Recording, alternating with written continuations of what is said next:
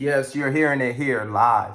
Yes, HIMS is going to zero. HIMS is a dead company. It's a boner pill company. It's a GLP-1 company. It's a company for hair loss. It's nothing special. There's no moat. There's none of that. This is the talk of the town, and it's actually hilarious because just a few months ago, and it pretty much shows you how sentiment can turn sour in the stock market. Just a few months ago, everybody and their mother were saying, this is the company to be in. It's disrupting big pharma, blah, blah, blah. But now everything changed. But what necessarily changed? We knew legal risk was always a possibility. If you did not take that into account into your thesis, then you missed something important in your thesis. Legal risk was always something. Now, perhaps some people thought that a deal with Novo or Eli Lilly was on the table. I will touch on that at the end. Maybe that's still in the works. We're gonna have to see. But there's some news from M's house, and we'll see how that goes. But okay, in terms of Hims and Hers, they're pricing the company for death. Even if you take away GLP-1s, I mean, the company is still a great company, still doing decent revenue, still doing pretty good growth. But the truth is, you don't price companies necessarily always in the short term. Short term can be volatile in terms of revenue, in terms of profit margins.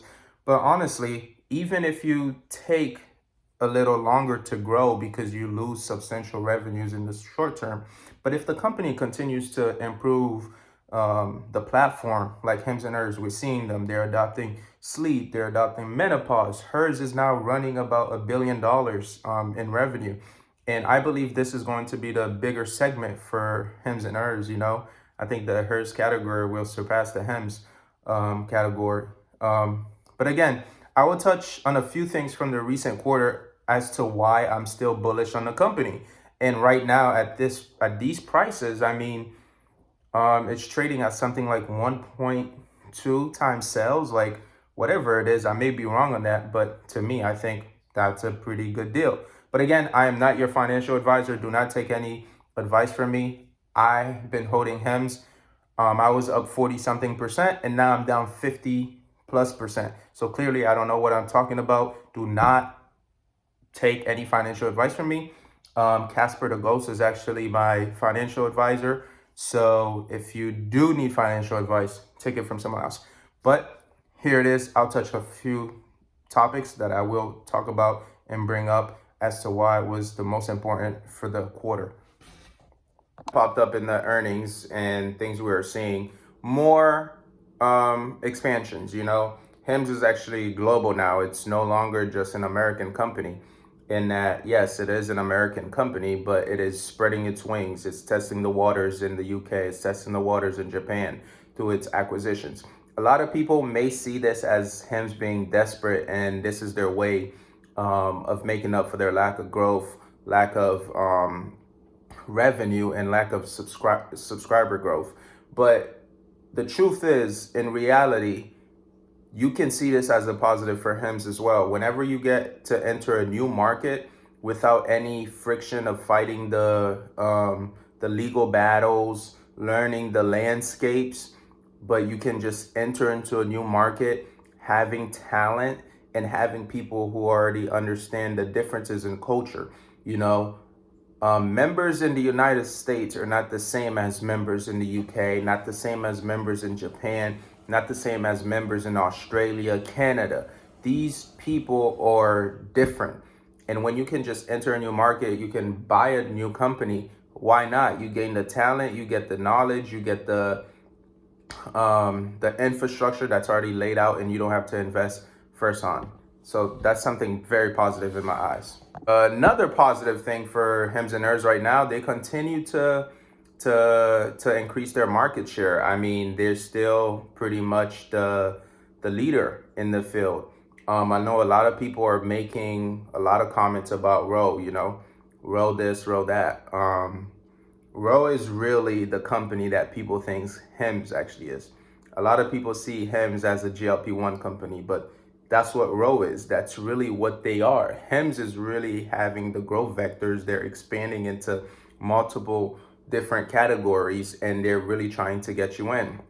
One thing about the GLP-1s, I've never been the most bullish person on GLP-1s. I think they bring more craziness than actual stability, right? When people lose the weight, I mean, let's say you take GLP-1s, you lose the weight, and then what do you do after that? You get off, and you just get off the platform, I guess.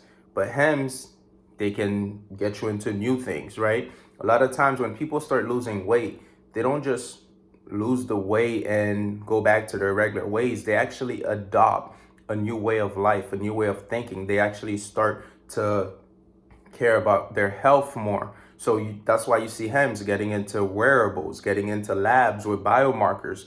People want to increase their lifespan. People want to start learning more about health benefits, cancer detection, and HIMS as that platform. And still, they continue to be the top dog. They continue to be the leader in the space. And when you talk about these other companies, I mean, some of them, yeah, they're public, private.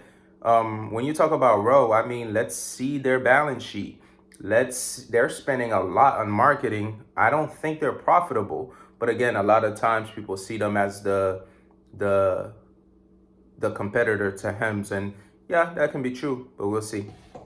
So something else I really wanted to talk about is the possibility of HIMS making a deal with one of the big players.